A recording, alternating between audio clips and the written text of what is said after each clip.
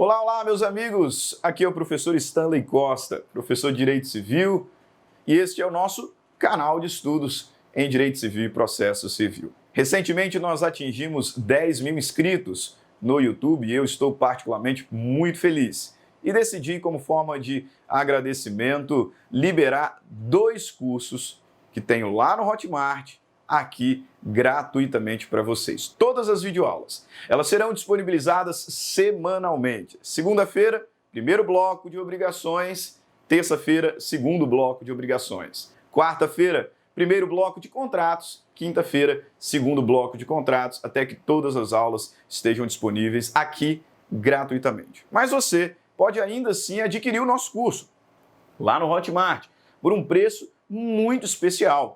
Mais de 50% de desconto. Ah, professor, mas por que adquirir o curso sendo que as aulas serão disponibilizadas gratuitamente aqui no YouTube? Simples, porque adquirindo o curso você terá acesso a todas as aulas elas já estão gravadas e disponíveis na plataforma.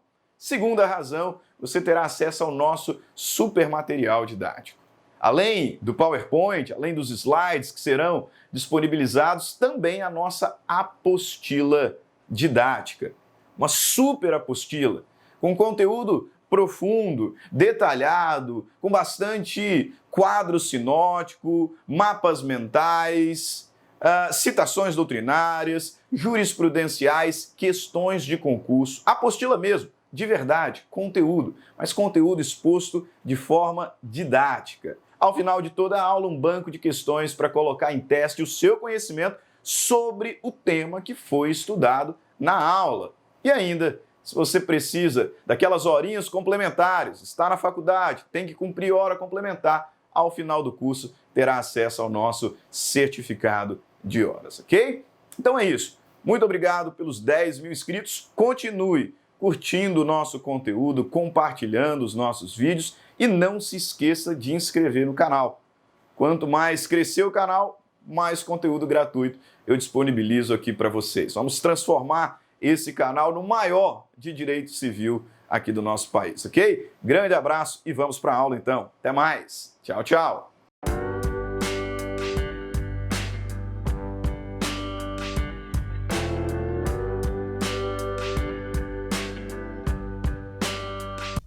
Olá, olá pessoal, sejam todos muito bem-vindos. Aqui é o professor Stanley Costa.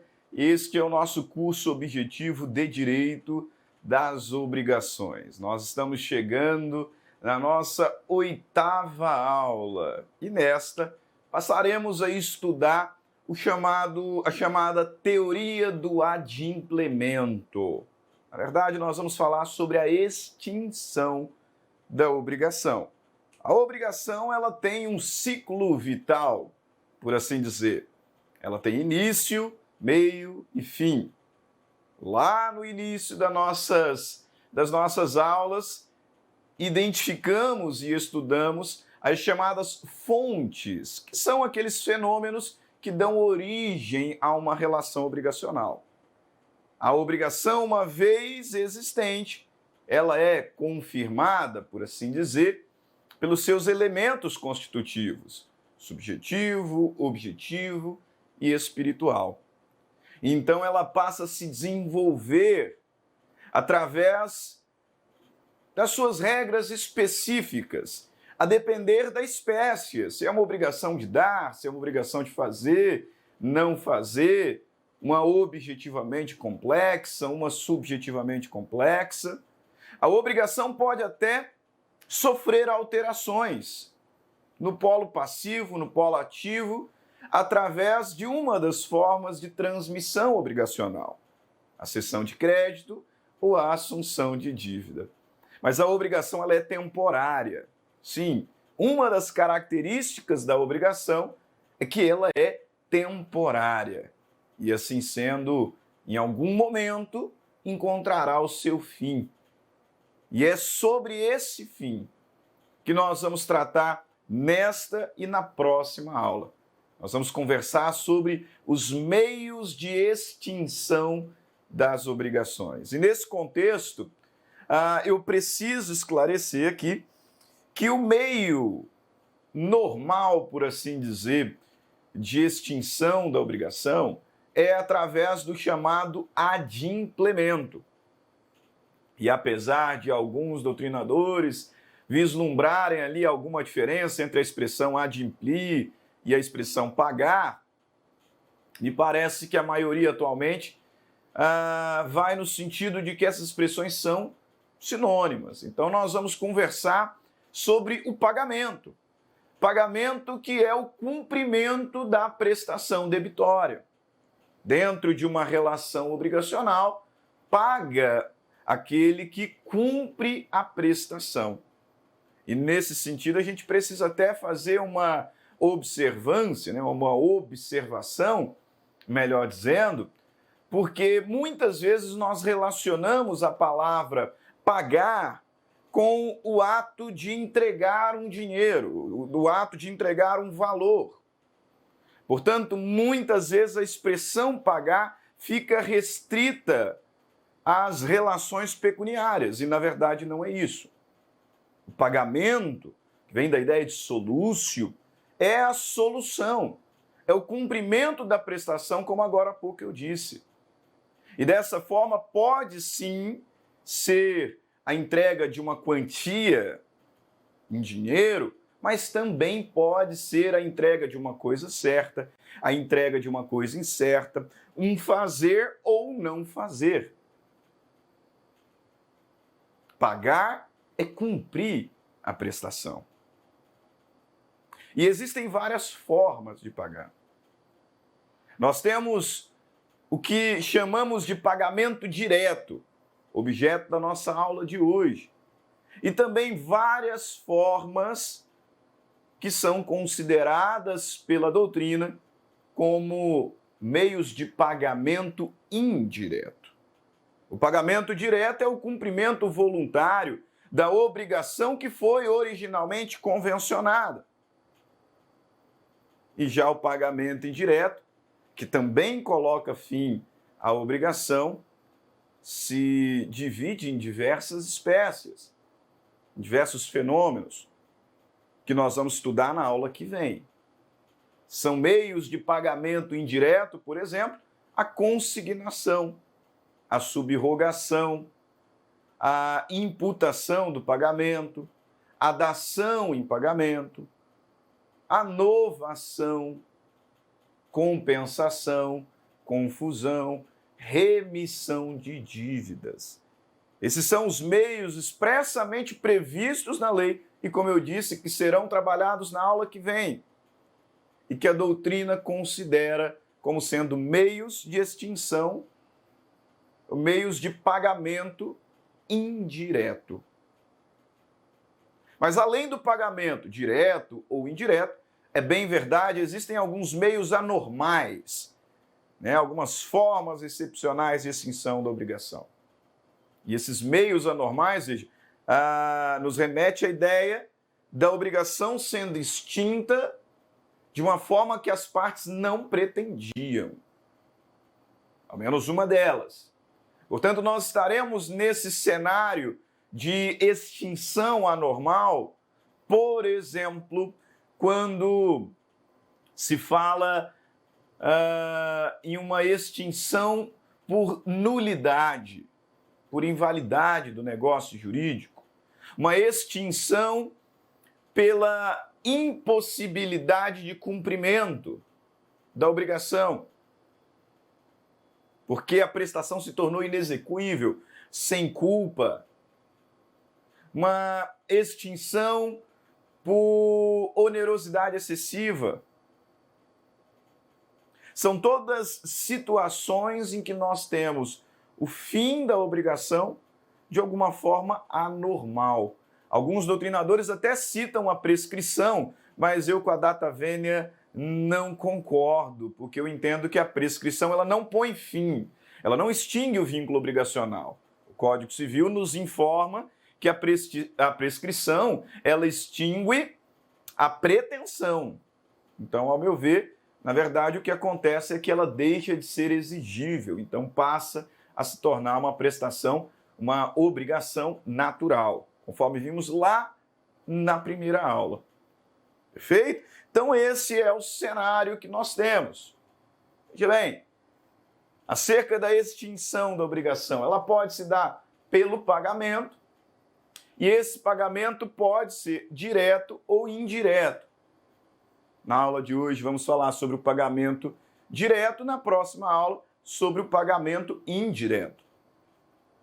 E nós temos ainda alguns meios anormais de extinção da obrigação, que são a extinção por nulidade, pelo implemento de uma condição resolutiva, por resolução decorrente da impossibilidade do cumprimento, por que não dizer também extinção por morte nos contratos que são personalíssimos. Enfim, meios anormais de extinção da obrigação. Ok? Beleza. Isso posto, vamos aqui falar então sobre o pagamento. E vamos conversar sobre o pagamento direto.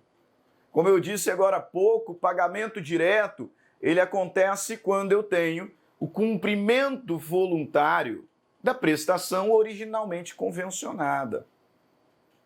O pagamento direto, nós podemos considerar como exatamente aquilo que as partes pretendiam quando do nascimento da relação obrigacional. Se eu estou pensando aqui numa obrigação que decorreu de um contrato bilateral, de um contrato sinalagmático, aquilo que as partes convencionaram ao manifestarem suas vontades na celebração do contrato. Esse é o pagamento direto. E o legislador nos apresenta uma série de requisitos para que esse pagamento direto seja considerado um pagamento válido. E comumente classificam-se esses requisitos em dois grupos.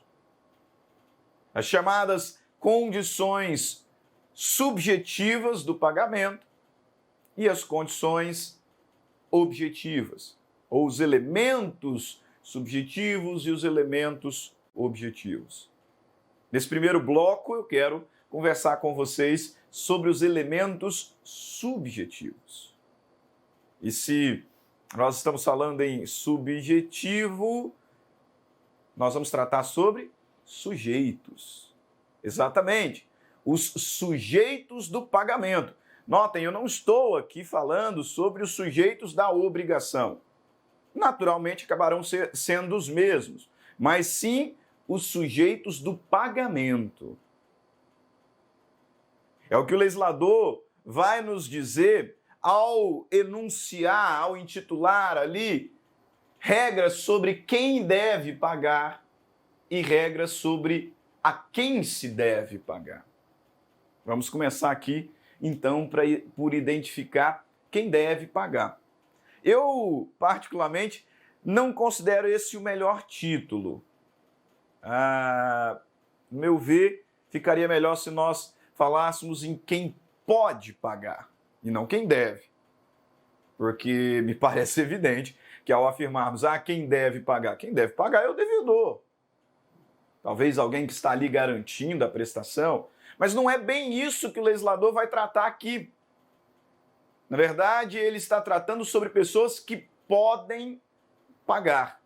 Então eu até entendo, mas é preciosismo da minha parte, bem verdade, que melhor seria o título quem pode pagar. E quem pode pagar, professor? Senhores, o sujeito ativo do pagamento, tá? Não se confunda com o sujeito ativo da obrigação, né? Porque o sujeito ativo da obrigação é o credor. O sujeito ativo do pagamento é o solvens. Essa é a expressão que nós usamos ao falar sobre quem deve ou quem pode pagar. O sujeito ativo do pagamento é o que nós chamamos de solvens. Solvens. Solvens é a pessoa que paga. E muito embora automaticamente possamos acabar dizendo, professor, o solvens é o devedor. Sim, na maioria das vezes será o devedor, mas não é necessariamente ele. Porque além do devedor, também poderá pagar um terceiro. O solvens poderá ser um terceiro. Naturalmente, ele será o devedor. Naturalmente, na maioria das vezes. Mas pode também ser um terceiro. E mais do que isso, esse terceiro que pode fazer o pagamento da prestação, ele pode ainda ser um terceiro com interesse jurídico ou não. Então, podem pagar tanto o devedor como um terceiro interessado ou um terceiro não interessado. Exatamente. Guarde aí na sua mente. Quem é o solvens? Quem pode pagar, professor? O devedor ou um terceiro, interessado ou não. É importante ainda ressaltar que quando a gente fala aqui em interesse, professor, terceiro interessado, né? O que é um terceiro interessado? Talvez o pai do devedor, o filho dele, preocupado ali, enfim, o cônjuge, o companheiro. Essas pessoas são terceiras interessadas. Vejam, apesar de um certo debate sobre a natureza desse interesse, majoritariamente fala-se que esse interesse ele é um interesse jurídico. Ele é um interesse jurídico. E, portanto, quando a gente fala nesse interesse jurídico, nós estamos aqui considerando aquelas pessoas que podem, de alguma forma, serem afetadas pela relação obrigacional. E, obviamente, estou aqui falando sobre pessoas que podem ser afetadas patrimonialmente. Por isso, consideramos que esse terceiro interessado aqui indicado é aquela pessoa que pode, embora não seja parte do contrato, embora não seja parte da relação obrigacional, pode sofrer as consequências do inadimplemento do devedor. Ou seja, pessoas que de alguma forma podem vir a suportar as consequências do descumprimento obrigacional. Por isso, comumente, identificamos como terceiros interessados um fiador, um avalista, um codevedor solidário, embora o codevedor, ele é devedor também, né? Mas alguns doutrinadores consideram que o codevedor solidário, o codevedor numa obrigação indivisível, o adquirente de um imóvel hipotecado, isso aqui é bom, né? O adquirente de um imóvel hipotecado, um sublocatário, alguns ainda vão citar o herdeiro, enfim, são pessoas que de alguma forma podem vir a sofrer consequências patrimoniais decorrentes do inadimplemento. Esse é um terceiro interessado. Desse modo, o interesse moral não é o descrito aqui, ao menos para a grande maioria da doutrina. De modo que o pai é um terceiro interessado? Não. Se ele não se enquadra em nenhum desses outros cenários aqui, não. Ele não é um terceiro interessado. A mãe, o filho, o cônjuge, a menos que seja parte do contrato, né? Não são interesses, não são terceiros interessados, porque não é sobre isso que o legislador está falando aqui, mas sim sobre um interesse jurídico, sobre um interesse patrimonial. E por que a gente precisa fazer essa distinção? Pelo seguinte, é óbvio, se o devedor for o solvens e o devedor, então, pagar, ele será exonerado. Essa é a consequência do pagamento. O devedor, portanto, se ele for lá e pagar, ele será exonerado, a obrigação será extinta para ele. Então, ele não vai responder mais. Agora, quando o pagamento é feito por um terceiro, eu preciso saber se esse terceiro ele é interessado ou não? Pelo seguinte, se o terceiro tiver interesse e ele fizer o pagamento, o legislador me diz que ele se tornará o novo credor. Portanto, nós teremos aqui um fenômeno chamado subrrogação, uma espécie de subrrogação legal. Sobre subrrogação nós vamos conversar aula que vem, mas aqui nós já temos um exemplo. Se o terceiro tiver interesse jurídico, portanto, se for um fiador, por exemplo, um avalista, um adquirente de imóvel hipotecado, ele se tornará credor. Ele será subrrogado em todos os direitos do antigo credor. Ele será subrrogado em todos os direitos do credor. E grave esse ponto, em todos os direitos. Portanto, ele entrará na relação jurídico-obrigacional na mesma posição do antigo credor, com as mesmas garantias, com os mesmos direitos. Essa é a grande consequência da chamada subrrogação. E por que eu preciso perceber isso? Por que eu preciso identificar isso com clareza, professor? Porque, veja bem, se um terceiro não interessado fizer o pagamento, aí a situação fica um pouquinho mais complicada, né? Primeiro, eu preciso aqui visualizar se esse terceiro não interessado, ele está fazendo o pagamento em nome próprio, em nome e por conta própria, ou se ele está fazendo esse pagamento em nome e a conta do próprio devedor. Porque, veja bem, se é um terceiro não interessado, mas que está fazendo o pagamento em nome do devedor e por conta dele, professor, como assim? O exemplo que me vem à mente é o representante, né? Veja bem, você me deu lá o dinheiro para ir lá fazer o pagamento. Não sou eu.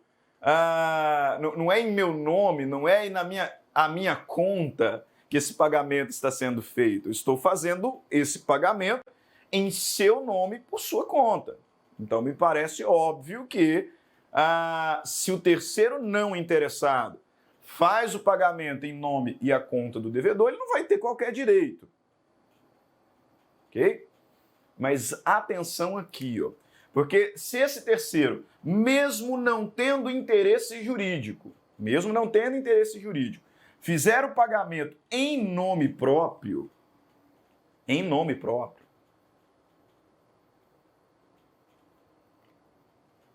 ele não será subrrogado, mas ele terá direito a reembolso. Ele terá direito a ser reembolsado. Atenção para isso, hein?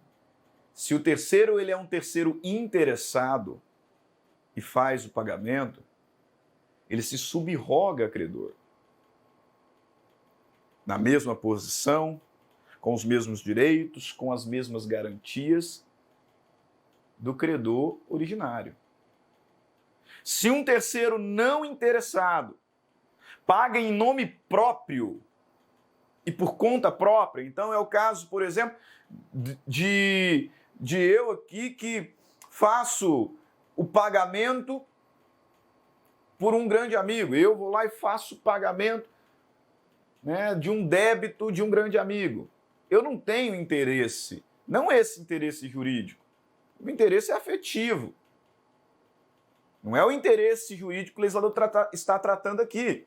Então eu sou um terceiro não interessado. Eu fui lá e paguei do meu bolso. Paguei do meu bolso. Em meu nome e por minha conta. Eu não vou ser subrrogado nos direitos do credor originário. Mas eu tenho direito a um reembolso, ao pagamento daquilo que eu paguei, né? Ao reembolso daquilo que eu paguei, nos moldes que eu paguei. Ah, professor, mas por que isso? Alguns alunos não conseguem entender. Né? Eles vão dizer, mas, poxa, é injusto, você foi lá e pagou porque você quis. O seu amigo não pediu para você ir lá pagar. Você que estava incomodado com a situação de insolvência e todo mundo falando mal dele, e aí você foi lá e fez o pagamento. Você fez o pagamento porque quis. E aí o legislador te dá direito de reembolso? Sim, meus caros. Porque o Código Civil brasileiro, ele adota a ideia de vedação do enriquecimento indevido. Se um terceiro, mesmo que não interessado, vai lá e faz o pagamento em nome próprio, a conta própria e por conta própria, o devedor, ele está enriquecendo sem causa. Independente do valor que seja, mas ele está se enriquecendo sem causa. Porque ele devia e não pagou nada. Por conta dessa ideia de vedação do enriquecimento sem causa, é que o legislador garante ao terceiro, mesmo não interessado, direito ao reembolso. Mais uma vez, insisto, ele não será subrogado credor. Ele não terá os mesmos direitos da obrigação originária, as mesmas garantias, mas terá direito ao reembolso quando fizer o pagamento em nome e por conta própria. Vamos para a lei? Vamos aproveitar aqui essa parte final do primeiro bloco e ver o que o legislador nos diz. Veja aqui, ó, qualquer interessado na extinção da dívida pode pagá-la. Então, primeira nota. Deixa eu apagar aqui, né, antes disso. Deixa eu apagar. Ok. Veja, qualquer interessado. Então, o caput está falando sobre terceiro interessado. Qualquer interessado na extinção da dívida pode pagá-la. Pode pagá-la. Usando, se o credor se opuser, dos meios conducentes à exoneração do devedor. E aqui um detalhe bem curioso. Porque o legislador está dizendo que qualquer interessado na extinção da dívida pode pagar, e se o credor se recusar a receber, se o credor se opuser a receber, esse terceiro interessado ele poderá se valer dos meios conducentes à exoneração. Como assim, professor? Um depósito judicial, por exemplo. Mesmo sendo terceiro, ele terá legitimidade para o ajuizamento de uma ação de consignação e pagamento. Sim. Esse é um meio conducente que o legislador expressamente coloca à disposição do terceiro interessado. Parágrafo único. Igual direito igual direito cabe ao terceiro não interessado se o fizer em nome e a conta do devedor. Do devedor. Olha lá, hein? Igual direito, qual direito? De pagar a dívida, inclusive se valendo dos meios conducentes à exoneração, terá o direito o terceiro não interessado se o fizer a conta do devedor, em nome e a conta do devedor. Ah, professor, então de onde que você tirou essa ideia de reembolso para o terceiro não interessado que paga em nome próprio e por conta própria? Da lei também. Veja. O terceiro não interessado. O terceiro não interessado que paga a dívida em seu próprio nome e a sua conta tem direito à subrogação? Não. Tem direito a reembolsar-se do que pagar. Mas não se subroga nos direitos do credor. Então tem direito a reembolso, mas não se subroga nos direitos do credor. E aí o parágrafo único nos traz uma regra aqui muito óbvia. Se o pagamento se der antes do vencimento da dívida, só terá direito ao reembolso no vencimento. É óbvio, né? Sua dívida nem venceu ainda. E aí, porque eu sou seu amigo, eu fui lá e paguei. Ah, agora você me deve. Sim, você vai me reembolsar, mas no dia do vencimento. Eu não posso te cobrar antes. Isso é evidente. E o artigo 306 nos traz aqui uma regra preciosíssima. Porque o legislador nos informa que o pagamento feito por terceiro com desconhecimento ou oposição do devedor não obriga a reembolsar aquele que pagou se o devedor tinha meios para ilidir a ação.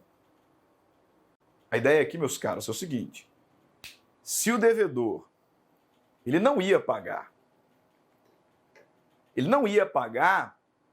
e ele tinha meios para ilidir uma futura cobrança, aí vai um terceiro e faz o pagamento. Nesse caso, o devedor não está obrigado a reembolso. Por quê? Porque se ele fosse cobrado, ele não ia pagar. E não ia pagar de uma forma justa, porque ele tinha meios para ilidir essa cobrança. Por exemplo, uma prescrição, a dívida já estava prescrita.